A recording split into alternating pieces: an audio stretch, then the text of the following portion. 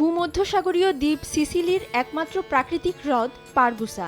এটি একদিকে সৌন্দর্য এবং পানির জন্য সুপরিচিত, অপরদিকে আফ্রিকা এবং ইউরোপের মাঝে অতিথি পাখির বিরতিস্থল। প্রবল খরার প্রভাবে শুকিয়ে যাচ্ছে একমাত্র এই প্রাকৃতিক হ্রদটি। সিসিলির কেন্দ্রীয় শহর এনার নিকটস্থ এই হ্রদটি প্রচণ্ড গরম আবহাওয়া এবং কম বৃষ্টিপাতের কারণে ধীরে ধীরে পানি শূন্য হয়ে যাচ্ছে।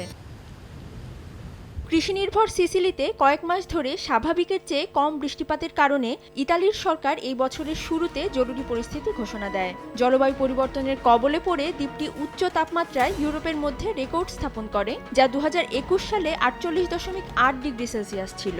এতে কয়েকটি শহরে পানি রেশনিংয়ের ব্যবস্থা করা হয়। হ্রদটির উপরিভাগের আয়তন 1.8 বর্গ কিলোমিটার। রোমান কবি ওভিড তার মেটামরফোসিস কবিতায় পারগুসা হ্রদটিকে সৌন্দর্য এবং চির বসন্তের স্থান হিসেবে বর্ণনা করেছেন, কিন্তু হ্রদটির তেমন সৌন্দর্য আর নেই। বিজ্ঞানীরা মনে করেন খরার কারণে হ্রদটির আশেপাশের জীববৈচিত্র্য স্থায়ীভাবে হারিয়ে যেতে পারে। এছাড়াও অতিথি পাখি, শামুকজাতীয় প্রাণী এবং বড় অমেরুদণ্ডী প্রাণীদের আবাসস্থলও ধ্বংস হতে পারে। এখন জন্ম সনদ দিয়ে খোলো বিকাশ স্টুডেন্ট অ্যাকাউন্ট। নিজের বিকাশ নিজে কর। আমরা একটি সংকটপূর্ণ সময়ে বাস করছি। পানি শুকিয়ে যাওয়া এবং পানি পরিপূর্ণ করতে ব্যর্থ হওয়া বিপর্যয়ের সৃষ্টি করবে। জলবায়ু পরিবর্তনের খারাপ প্রভাবগুলো আমাদেরকে চিহ্নিত করতে হবে। হ্রদটি শুকিয়ে যাওয়া অপূরণীয় ক্ষতির শুরু।